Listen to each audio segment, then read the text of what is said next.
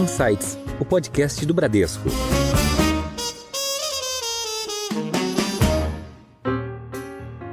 Porque nós acreditamos que só existe ou existirá chocolate sustentável se existir cacau sustentável. E só existe ou existirá cacau sustentável se existir renda decente para quem vive da terra. Não há outra forma. Olá, tudo bem? Você ouviu agora alguns destaques de hoje, mas tem muito mais. Eu sou a Priscila Forbes e este é o Insights, seu podcast semanal com ideias que provocam um novo jeito de pensar. A vontade de comer chocolate do brasileiro só aumenta, mas ainda estamos longe do consumo dos europeus. No Brasil, segundo a Associação do Setor, ABICAB, o consumo de chocolate por pessoa passou de 3,6 quilos em 2022 para 3,9 quilos no ano passado. Os europeus consomem mais que o dobro disso. A empresa convidada de hoje no Insights tem planos de fazer o melhor chocolate do mundo e ampliar a produção no país com os mais rigorosos critérios ESG. Vamos conversar com o Estevan Sartorelli, que é um dos fundadores e co-CEO da Dengo Chocolates. Estevan, obrigada por estar aqui. Olá, Priscila, é um prazer estar aqui contigo. Olá, Eduardo, igualmente. E olá a todos aqueles que nos assistem. Espero que seja uma conversa gostosa, assim como um bom chocolate. Sem dúvida será. E também está conosco o superintendente executivo do Bradesco Corporate, Eduardo Guido. Guido, bem-vindo de volta mais uma vez aqui no Insights. Obrigado, Priscila, e obrigado, Estevam, por ter aceitado o nosso convite. Estamos super ansiosos por essa conversa. Legal. Bom, Estevam, vamos começar aqui com você.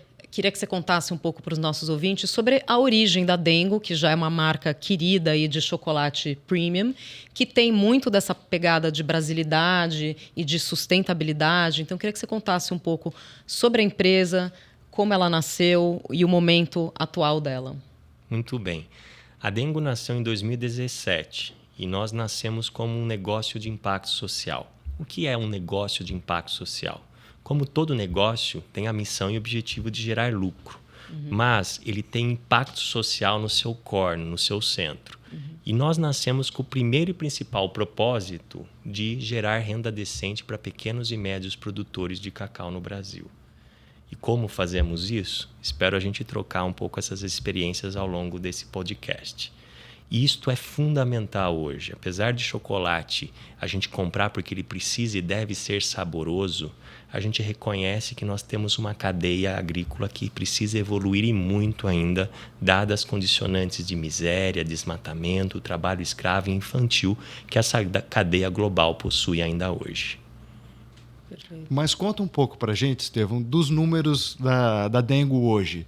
Quantas lojas a gente já tem? Como é que está seguindo a expansão? Eu ouvi falar que a Dengo já está no exterior. Como é que é isso?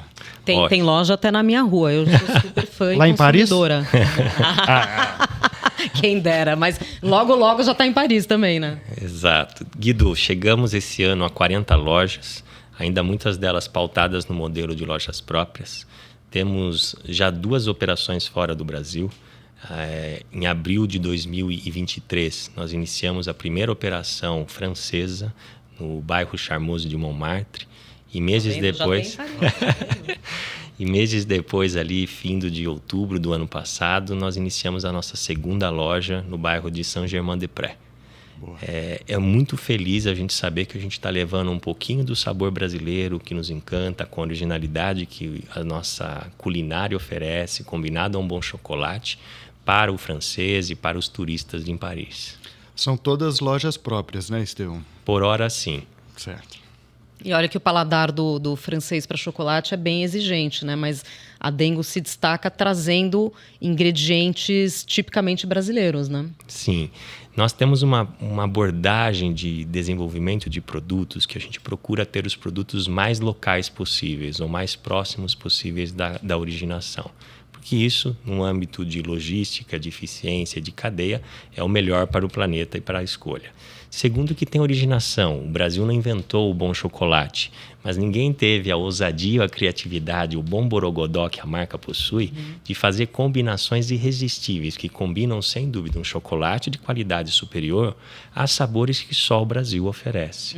Seja ele o cupuaçu, seja ele a mangaba, o cajá, a jaca e outras frutas exóticas que os gringos, por sua vez, se encantam quando conhecem. Mas a gente acredita que antes de revelar isso para o estrangeiro ou para os que nos visitam, é fundamental a gente revelar esse bom do Brasil para o próprio brasileiro. Até então, muito daquilo que a gente tem na alimentação, em outras cadeias, sempre foi for export. E o nosso princípio foi sempre de promover isso para o consumidor local, mas no médio prazo, como temos feito nos últimos 2 anos em especial, alçar voos para outros países. A gente acredita que a proposta de valor da marca, ela atende não só anseios do consumidor local, mas ele está até mais preparado ocasionalmente por ser uma marca tão pautada em ESG a outros mercados mais desenvolvidos ou sofisticados. E matéria-prima muito boa a gente tem, né? O Brasil é conhecido por ser um dos grandes produtores de cacau de altíssima qualidade, né? Mas a nossa produção se concentra principalmente no Nordeste, né? A Bahia sempre foi historicamente, né, o grande polo ali do cacau. Tem muito disso nos livros do Jorge Amado, né? Você vai lá para Itacaré e você vê o Museu do Chocolate e assim por diante.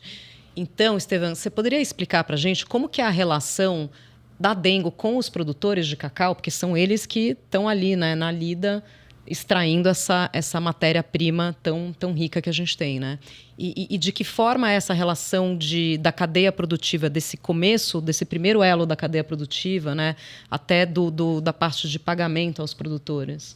O nosso modelo de relacionamento ele é 100% pautado por relacionamento direto. Então, nós dizemos que o nosso chocolate, o nosso cacau tem nome e sobrenome. Nós conhecemos, hoje são mais, sem dúvida, hoje são mais de 250 famílias ou produtores vinculados. E estas das mais diversas condições. Nós temos hoje na nossa rede de produtores, desde pequenos produtores, produtores de assentamento, produtores de agricultura familiar, produtores de médio porte e grandes produtores. E a gente acredita, inclusive, que essa coexistência na rede ela é necessária, porque aprende-se junto, evolui-se junto, e assim como numa estratégia de social media, o meso influencia o nano e o grande influencia o meso influenciador, o mesmo ocorre nas cadeias agrícolas. Um produtor médio e pequeno tende a fazer aquilo que ele vislumbra que um grande produtor hoje o faz. E trabalhar com cacau de qualidade dá trabalho, requer dedicação, requer esforço. E a nossa lógica desde o princípio foi remunerar esse cacau de qualidade à altura que ele merece. Então, resgatando aqui, o primeiro e principal propósito da marca é gerar renda decente para pequenos e médios produtores. Como que a gente faz isso? O modelo agrícola ele tem um mecanismo de valor agregado ou de transferência de riqueza para o pequeno e médio produtor. Isto é feito por algo que a gente batizou de mecanismo de pagamento de prêmio de preço. Então, sobre o preço do cacau commodity, que inclusive a gente vive num período histórico de que cacau está valendo hoje mais do que cobre em alguns momentos do ano, nós temos um modelo transparente, seja ele pequeno, médio ou grande produtor, com uma tabela de remuneração, que vinculado a critérios ESG da fazenda ou do produtor, vinculado a ser orgânico ou não, e algumas características sensoriais de um cacau de alta qualidade, esse produtor ele pode receber de 70% a 245% acima do preço de mercado de cacau. E vocês que fazem essa avaliação de qualidade? Essa avaliação ela é feita por um instituto terceirizado, que é o Centro de Inovação do Cacau, SIC. O Centro de Inovação do Cacau ele está estabelecido na região e ele tem um laboratório de análises que emite como se fosse um hemograma daquele lote de cacau com as características que aquele cacau possui, que combinadas as características da fazenda ou do produtor nos critérios de ESG, atribui ali um fator adicional de prêmio de preço ao produtor. A título de curiosidade, no último ano, um produtor de cacau de nossa rede ele recebeu em média 107% acima do preço de bolsa. Em outras palavras, cada chocolate que nós consumimos da Dengo, a gente permite que o produtor ele receba mais do que o dobro do que o preço pago pelo mercado. E esse é o principal mecanismo, como já disse, de transferência de riqueza e melhora da qualidade de vida dos produtores. Mas pasmem, mesmo nós remunerando mais do que o dobro do que o mercado o faz, apenas 48% dos produtores atingem um indicador que a gente chama de living income, ou renda decente, na região. Ou seja, nós estamos no começo de uma jornada que vai levar alguns anos. O que nos encanta é que nós estamos na estrada certa e na direção certa. E eu ia te perguntar, né, Estevão, que não é só do lado financeiro. Vocês apoiam com muitas outras coisas, né? Com metodologia de plantar, acho que com aculturamento. Se você puder falar um pouco disso também, das outras coisas além do acessórias ao financeiro, né? Sem dúvida. Modo de plantio. Guido, o que atrai de imediato a relação na rede com a marca, sem dúvida, é a relação transacional, vender cacau de alta qualidade. E tudo certo, isso faz parte. Antes de tudo, precisa ser negócio. Sim. O negócio agrícola ele precisa ser tratado com muita profissionalização e empreendedorismo cada vez mais. O agro é e pode ser cada vez mais sexy no Brasil. Além das commodities clássicas que conhecemos, o cacau, o café, o vinho e outros itens no Brasil têm capacidade de fazer mais para o Brasil e para o mundo, inclusive. Nessa abordagem ampliada, além desse mecanismo de pagamento de prêmio de preço, de transferência de riqueza ou de pagamento justo ao produtor, nós temos também outras ações ou atividades que fazemos nós ou em parcerias, como inclusive com o Bradesco. Exato. Então, algo que nós fazemos é disseminar boas práticas de conhecimento e plantio de cacau de alta qualidade e pós-colheita, principalmente ligada à fermentação e secagem de um cacau de alta qualidade. E outras soluções vinculadas é a gente levar soluções e serviços que são de valia e de valor para esse produtor. Porque o que a gente acredita é que se o produtor estiver satisfeito, a gente vai ter um bom cacau. E se a gente tiver um bom cacau, a gente tem um bom chocolate. Uma das soluções, por exemplo, que a gente até fica muito feliz em parceria com o Bradesco nesse último ano, foi desenhar uma solução de crédito facilitado e subsidiado para essa rede de produtores. Porque nós acreditamos que mais acesso de crédito, combinado à assistência técnica, são chaves para o aumento de produtividade na região cacaueira. Esse olhar ampliado, colocando o produtor no centro, ele é fundamental. Por quê? Porque nós acreditamos que só existe ou existirá chocolate sustentável se existir cacau sustentável. E só existe ou existirá cacau sustentável se existir renda decente para quem vive da terra. Não há outra forma. As questões que nós trazemos à tona, muitas das vezes ligadas a desmatamento, ligado a trabalho escravo ou infantil, são, na sua grande parte, condicionantes da falta de tratar um tema central, um tanto espinhudo, que é renda. E até aqui, a gente acredita ou acreditava que renda era uma questão que fazia parte meramente de plano de governo.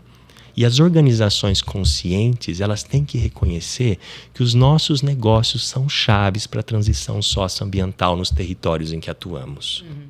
Muito legal, Estevão. A gente tem o maior orgulho de fazer parte dessa história também, né? Acho que não só com linha de crédito, mas com conhecimento, né?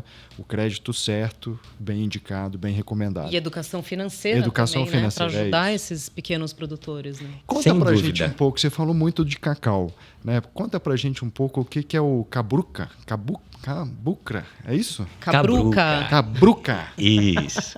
Cabruca. Como é que é esse método? Acho que tem uma polêmica se ele ocupa ou não o espaço da mata nativa. Conta pra gente o que é isso. Muito legal, assim. Cerca de 2/3 da produção do cacau baiano, que ainda é o principal estado produtor de cacau no Brasil, é debaixo desse sistema agrícola chamado cabruca, né? A palavra cabruca vem de um verbo cabrucar. Cabrucar significa abrir clarões na floresta. Não é sobre desmatar, fiquem tranquilos, tá? Este cabrucar está relacionado a manejar as copas da Mata Atlântica para que nós tenhamos maior incidência solar, uma vez que o que gera energia para a árvore é Exatamente luz por fotossíntese. Então, manejar os galhos das copas das grandes árvores na Mata Atlântica permite que a gente tenha um modelo que ele é muito belo, que a gente chama esse modelo de conservação produtiva ou sistema agroflorestal. E por que ele é belo, Guido? Porque ele conserva a floresta em pé, ao mesmo tempo que ele é produtivo, que ele gera renda para quem possui a terra. Nós sermos um produtor, seja de cacau ou de qualquer outra commodity agrícola, nós não podemos olhar para a mata e ter um olhar dela meramente como um passivo. Nós precisamos entender que a preservação e a conservação da mata é um bem para todos, e não só ligado a carbono. A gente tem que ter uma visão ampliada sobre isso.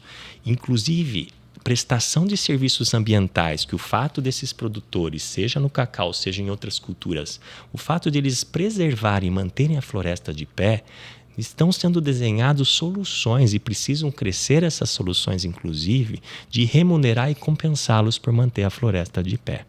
Olha que curiosidade, um estudo que realizamos há cerca de 3 anos em conjunto com o WRI, Instituto Arapiaú, mostrou que a cada hectare de modelo Cabruca, nós sequestramos praticamente o dobro de CO2 equivalente do que um cacau plantado em monocultura ao pleno sol. Isso é ótimo, porque esses 66 toneladas de CO2 equivalente por hectare é CO2 a menos na atmosfera. E a gente colocou isso só sob o prisma do carbono, mas quando você analisa sistemas agroflorestais ou regenerativos sobre outras camadas, como melhora da biodiversidade, controle de pragas, controle de insetos, maior resiliência do sistema a todos estes, e você traz inclusive o melhor balanço hídrico, há uma máxima que diz que plante árvores e colha água, é uma verdade. Quanto mais biodiverso é o sistema, mais produtivo ele se torna, muito embora a gente tenha que reconhecer que ele é um modelo florestal com um componente agrícola. Então, existe um limite de adensamento possível. Não é o mero fato de você colocar 2 pés de peso ou outra arbustiva que o torna um sistema agroflorestal em subsistência. Tem que ter um equilíbrio ali, mas se eu estou entendendo corretamente, a maior parte dos produtores de cacau, fornecedores da Dengo, atuam nesse sistema de cabruca. Então, os pés de cacau estão ali espalhados no meio da mata. Exatamente. Isso traz todo Esses equilíbrio. cacaueiros, eles são plantados debaixo da sombra da Mata Atlântica. E o interessante, numa abordagem gastronômica, é que as espécies do entorno atribuem notas sensoriais interessantes àquele cacau. Então, por exemplo, não é incomum você ter notas de uva passas, frutas amarelas, banana, às vezes atribuído a um fruto de cacau decorrente de ter uma proximidade com outras espécies. É como se fosse um pomar, de fato. 100% do cacau da Dengo vem do modelo Cabruca ou de outros sistemas agroflorestais. Então tem todo um terroir do chocolate, né? Sem Igual dúvida. você tem terroir no vinho, você tem ali as características daquele local, né? E do entorno do pé que impactam aí, né? Os aromas e a qualidade do chocolate. Então, Estevão, mas como é que faz para sustentar tudo isso, para ter esse conceito que é o DNA da Dengo de sustentabilidade, mesmo com um cenário aí tão adverso de preço do cacau? Como combinar aí de fato a sustentabilidade, essa preocupação de vocês com esse momento que a gente está vivendo? Sem dúvida, a gente vive um momento histórico para a commodity cacau. Nós batemos nesse ano recordes históricas de preço, na qual uma tonelada de cacau está mais cara do que uma tonelada de cobre, por exemplo. Sem dúvida, há vários fatores que levam a esse turmoil, esse momento atípico do cacau no mundo. A escassez, mudanças climáticas, o próprio desincentivo. E por que esse desincentivo ocorre? Porque se nós olharmos uma base histórica, o cacau ele não teve uma correção à altura de outras commodities agrícolas por muitos anos. O preço ficou defasado. Sem dúvida. Mesmo com a demanda aumentando. Sim, e isso se dá de uma forma que detrai a intenção do fazendeiro ou do produtor em produzir mais, porque o preço da commodity é muito próximo ao custo do plantio. Isso demove interesse, tornando uma atividade um tanto extrativista, com muita simplicidade. Então, é um método ainda rudimentar e que pode e carece de automatização, de melhoria de práticas e maior produtividade. Isto, como já dito, assistência técnica combinada a crédito agrícola são chaves para guiar essa maior produtividade do cacau brasileiro e do mundo. A África, por exemplo, é responsável hoje por 3/4 do volume do cacau fornecido para o mundo, numa condição de remuneração pior do que o contexto internacional. E, diga-se de passagem, nós sabemos que a gente precisa evoluir o preço do cacau, porque um cacau melhor remunerado vai incentivar com que o produtor invista na cadeia e vai permitir que essa atividade, que é tipicamente de pequeno produtor, ele tenha melhor renda decente no seu dia a dia. É impressionante a discrepância, né, entre o que o produtor recebe versus o preço que o produto final atinge pelo beneficiamento. É surreal, Bia. É surreal. Eu vi um documentário que era justamente, você mencionou a África, que era sobre os produtores de cacau em Guiné-Bissau, né? E eles recebiam centavos de dólar por sacas e sacas de cacau que ia para a Europa ser beneficiado, né? Inclusive por grandes empresas de chocolate premium como a Valrhona, né? E depois isso é exportado e consumido, é um produto caríssimo, né, o preço final. E nada disso ficou com o produtor, né? É muito difícil. Ó. Por exemplo, a gente sabe que nesse século, né, principalmente nos 10 primeiros anos aqui, a agregação de valor da cadeia que fica hoje com o produtor de cacau no Brasil é de cerca de 3%.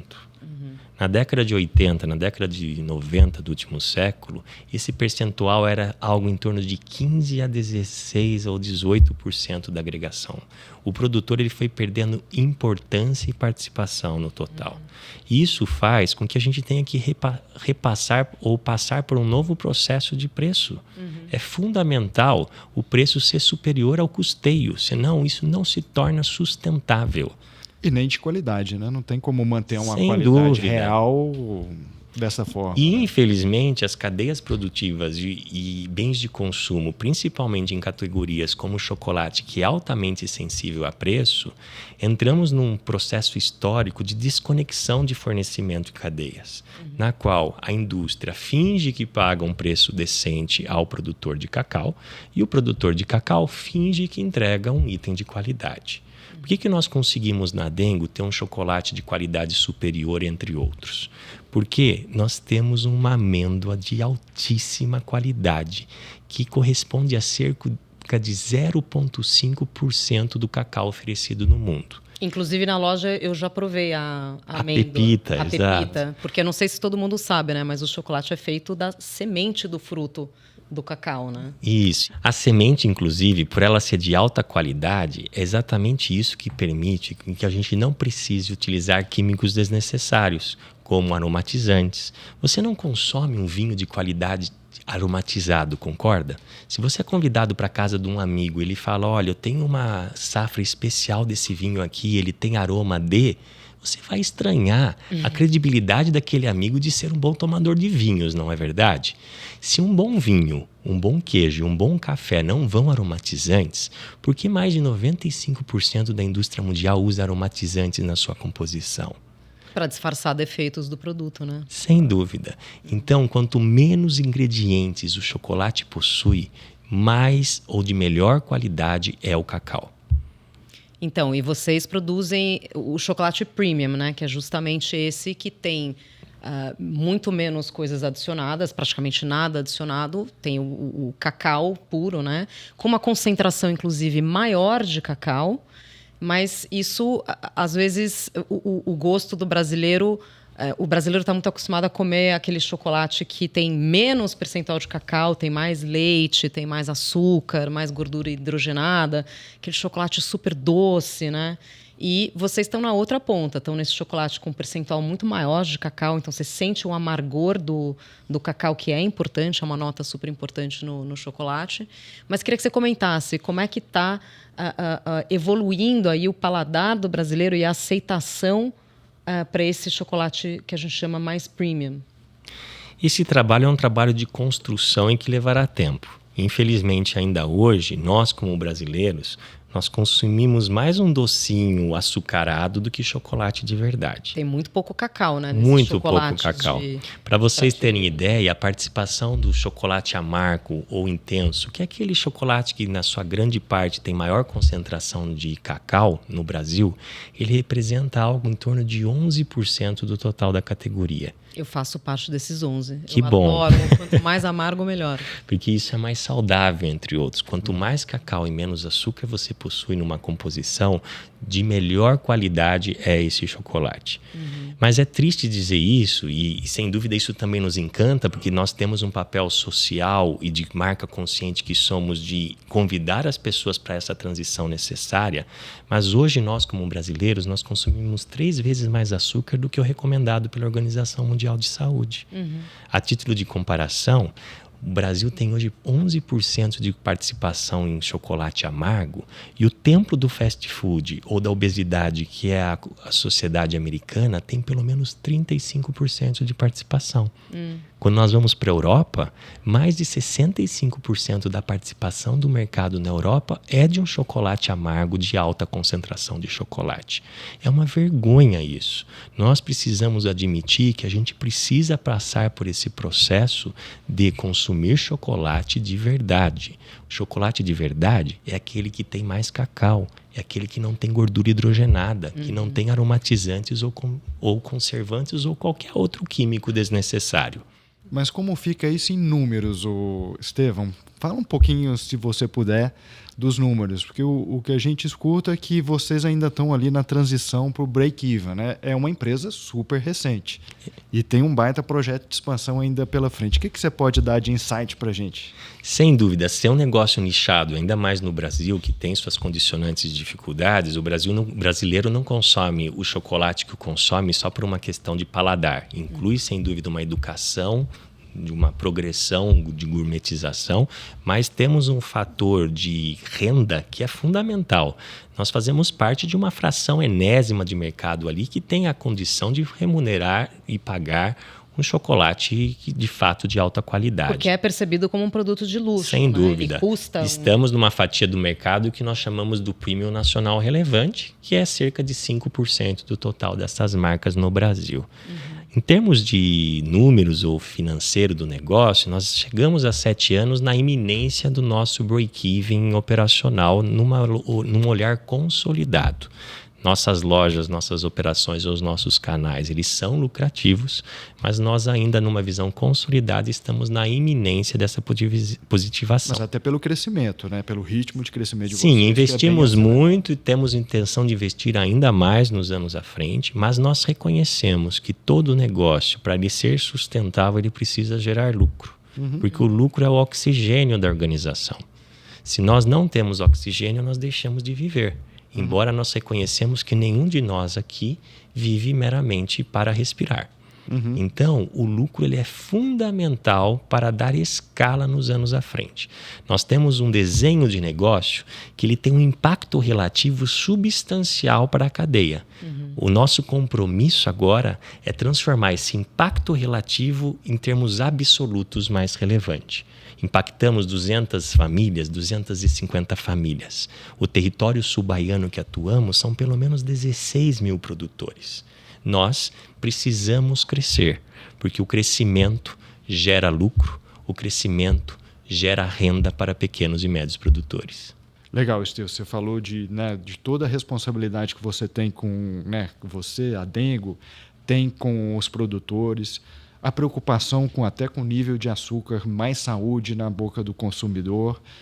Existe mais alguma coisa que ficou de fora desse escopo todo que a Dengo tem, com a preocupação ESG? Sem dúvida, nossa pauta começa com renda decente com produtores, nós absorvemos o nosso compromisso com uma alimentação mais saudável, com consumo mais consciente.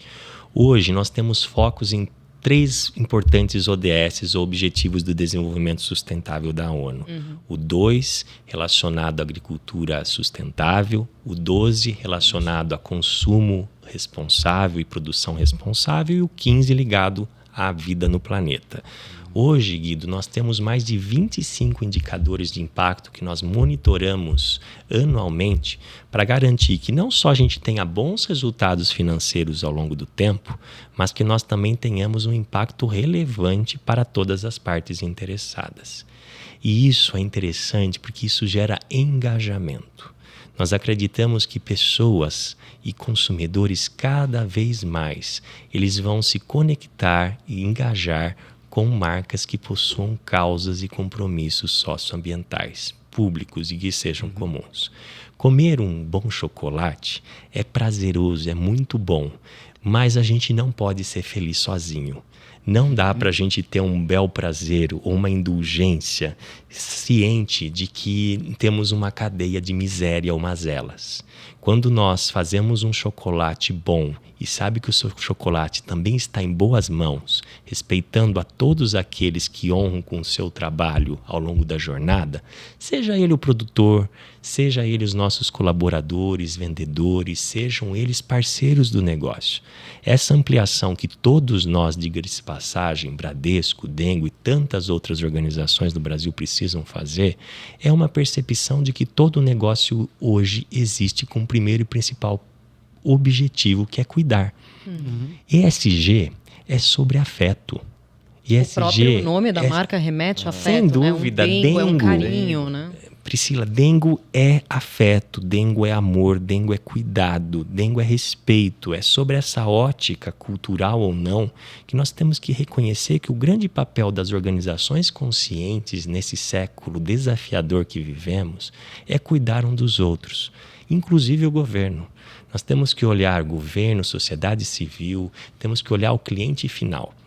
Mas nós nos esquecemos isso, infelizmente, nas últimas décadas. Nós olhamos para o consumidor final meramente. E diga-se passagem, se a gente não cuida dos nossos fornecedores, nós não vamos poder prover um produto final superior. Porque se nós não recebemos um cacau de altíssima qualidade, é impossível a gente oferecer um chocolate de alta qualidade. Claro, tudo vem do ingrediente. E né, tem um modelo de give back, porque você fazer o bem para o outro reverte em benefícios para você. E esse modelo, ele é positivo. Ele se retroalimenta, ele é né? retroalimentável e acreditamos num modelo de prosperidade. A gente pode acreditar, sim, que é possível ter renda decente para todos. Não precisa ser um jogo de soma zero. Muito bom. E falando, você falou muito sobre o engajamento da marca, a gente falou um pouco sobre o nome, né, que remete muito a esse cuidado, esse carinho, né, a palavra Dengo. Para mim também remete um pouco à baianidade, né? E eu, tendo frequentado algumas lojas, eu percebo também o cuidado, não só com a linguagem visual da marca, como também com os materiais, as embalagens, né? Então, a gente vê que são embalagens que usam mais papel, tecido, né? Os tecidos pintados à mão, que são muito, muito bonitos, acabam até virando quase que um objeto de decoração. Então, tem essa preocupação também com o produto inteiro, né? Que envolve a embalagem. E tem muito do engajamento, da experiência do consumidor, porque as lojas, primeiro, eu percebi que o pessoal é super bem treinado, né? Você pergunta ali o que é esse chocolate, o atendente sabe explicar tudo, né? Da onde veio, de que região, quais são os principais aromas daquele chocolate. Então, percebi o pessoal bem treinado. E tem lojas meio ícones, né? A loja em Pinheiros, que tem todo um espaço para fazer degustação, né? Fala um pouquinho sobre isso. Sim, nós temos aqui em São Paulo uma loja conceito aqui em Pinheiros, na Faria Lima. É um templo da marca de seus 1.500 metros quadrados, que temos ali um pequeno tour de como a criança ou os crescidinhos ou nós amantes de chocolate podemos entender como o cacau se transforma em chocolate. Temos uma estação de fazer a sua própria barra e personalizar a sua embalagem final. Temos um restaurante, uma cafeteria, uma sorveteria, num espaço de convívio para a família aos finais de semana, de reuniões para executivos ou amigos ao longo da semana, e que de fato a gente tenta traduzir ali tudo que a gente acredita em termos de experiência de marca. Oferecer um chocolate bom é tão importante quanto a gente ter um bom atendimento. É o bom atendimento que faz com que os nossos clientes amigos voltem e tragam os seus amigos. Nessa questão, por exemplo, das embalagens, nós somos aficionados em redução dela em primeiro ponto. Nosso primeiro R dos 3 R's que nós conhecemos na economia circular é o R da redução. A melhor embalagem é aquela que não existe. O melhor resíduo é aquele que não é gerado. Portanto, nós pregamos e defendemos muito a venda a granel. Aqueles que visitam as nossas lojas ou que estão convidados, aqueles que ainda não foram, vão ver que uma das grandes ilhas que nós temos ao meio da loja é uma grande estação de chocolates a granel chamados quebra-quebras. 30% hoje, 30% hoje da venda do nosso negócio é na opção a granel. E nós queremos ampliar isso, fazer com isso cada vez mais ser uma escolha, armazéns, sem né? dúvida. Você ir lá e pegar por peso, né? E isso envolve inovação, às vezes inovar e fazer de novo o passado. Nossos avós possivelmente tinham algumas escolhas mais corretamente sustentáveis do que fazemos hoje. Então a gente tem que decupar. A gente tem que olhar menos para a casca, a gente tem que olhar menos para a embalagem e valorizar o que realmente importa, que é aquilo que a gente consome. E isso é um shift, uma mudança que está em curso para o brasileiro. O ato de presentear no Brasil ainda ele é muito mais pautado pela caixa e pelo tamanho da sacola do que, de fato, pelo produto que recebe. E isso é uma mudança importante que vem por meio de conscientização e educação. Ah, mas nisso vocês vão muito bem, porque eu presenteei na Páscoa para minha família o ovo amazônico, né? Que é uma caixa muito bonita que tem um chocolate em forma de um cacau, né? De um fruto de cacau. E quando você abre a caixa, ela levanta, né? Tem um mecanismo lá dentro que ela expõe o cacau. Então é muito, muito bonito toda essa... envolve toda a experiência do presente em si, né? Sim, é importante, tanto quanto o bom produto, a boa apresentação. E precisa ser belo. Não, e é pintado nas cores exatamente de um fruto de cacau, né? Aquele amarelo meio com as pintinhas, você jura que aquilo ali é uma fruta de cacau, né? Mas acho que é isso, né, Estevão? A experiência como um todo, e principalmente nessa loja, é fantástica, né? Eu já tive o prazer de ir também. Até tivemos uma reunião corporativa lá no teu restaurante e foi um barato. Agora ali a gente, como você falou, tem uma experiência de fábrica, né? Mas a fábrica da Dengo não é ali. Não. Nós temos uma unidade produtiva que está situada hoje na cidade de São Paulo e estamos em discussão de uma nova fábrica. Nossa fábrica atual ela foi desenhada para um atendimento da capacidade atual de lojas que temos e estamos investindo nesse período para uma nova planta que vai permitir aí a gente quintuplicar ou multiplicar por 10 a nossa capacidade produtiva nos próximos anos. Estevão, agora vamos falar de uma parte muito gostosa, né? Os sabores do Brasil. Então, o que tem saído mais? O que é o sabor queridinho? Você mencionou várias frutas. Eu provei o de cajá e eu gosto porque tem aquele azedinho do cajá. Acho que faz um contraste super interessante com chocolate. Mas fala um pouco aí desses sabores tão brasileiros. Olha, isso não é um páreo fácil. Um país como o nosso, que tem biomas e sabores tão diferentes, de fato é um páreo duro saber o que é o melhor. Nós temos procurado, ao longo desses 7 anos, trazer sabores que se complementam. Um deles é a nossa famosa banana, né? O nosso quebra-quebra de banana com castanha de caju é um dos mais disputados em loja e para os nossos amantes do chocolate. É o que você gosta, né? Nossa, eu adoro. Eu, pessoalmente, o meu preferido ainda, Guido, é o castanha com cupuaçu, 65% amargo. Ainda é um páreo difícil para mim conseguir. É castanha do Pará. Isso. Mas ao longo dos anos, Priscila, a gente adicionou outros sabores, seja o cajá, seja a jaca com pimenta baniwa, seja a castanha do Pará com coco. Olha que combinação abacaxi. interessante, jaca com pimenta baniwa. Será que dá essa combinação, né? Sim. E nós, como brasileiros, nós somos criativos. Isso é da nossa natureza. E é tão gostoso você combinar sabores novos e ter experiências novas, isso é único. E isso é uma das nossas grandes apostas, não só no Brasil, mas no processo de internacionalização da marca. Combinar um bom cacau, um bom chocolate, a frutas e castanhas brasileiras tem uma oportunidade que não é de se desprezar. Como é que está sendo lá na França? Eu quero ver como é que os franceses vão pronunciar esses nomes. Exato. Né? La Jacquard, Le Cajá. Interessante que nós levamos a categoria com o próprio nome. Então é quebra-quebra para os franceses e o Dengo que chega lá. Mas é muito interessante que durante alguns períodos de pesquisa, quando realizávamos os testes cegos, e a gente apresentava ocasionalmente uma fruta brasileira como o cupuaçu, 9 em cada 10 franceses faziam meio estranho. que um canto de boca, um tanto estranho, diferente. Pasmem, qual é o quebra-quebra mais vendido hoje na França? Cupuaçu. Exatamente, Cupuaçu, o quebra-quebra de cupuaçu. Olha. Ou seja, combinar ingredientes de uma forma que traga uma experiência superior é chave, é diferencial. E isso nós temos um time empenhado em buscar não só trabalhar na originação, mas combinar essas preciosidades brasileiras num bom tom, numa boa medida, para que nós tenhamos misturas irresistíveis aos nossos consumidores. Muito bom. Que Quero legal. um dia conhecer uma dessas lojas da Dengo. Muito bom. Bom, nós estamos chegando ao final dessa conversa muito gostosa e vamos para a nossa tradição aqui do Insights, que é pedir as nossas dicas culturais. Então, Estevão, começando por você, o que você compartilha aqui de dicas com os O nossos meu ouvintes? mundo não é muito dos filmes, mas eu sou um apaixonado por livros e procuro ler bastante. Me conectou foi Todos São Importantes, de Bob Chapman. Deixo essa recomendação via do Capitalismo Consciente aí, uma ótima leitura para as pessoas que são particularmente do mundo dos negócios. Muito bem. Legal. Você, Guido, o que você traz hoje? Bom, eu vou trazer duas coisas diferentes.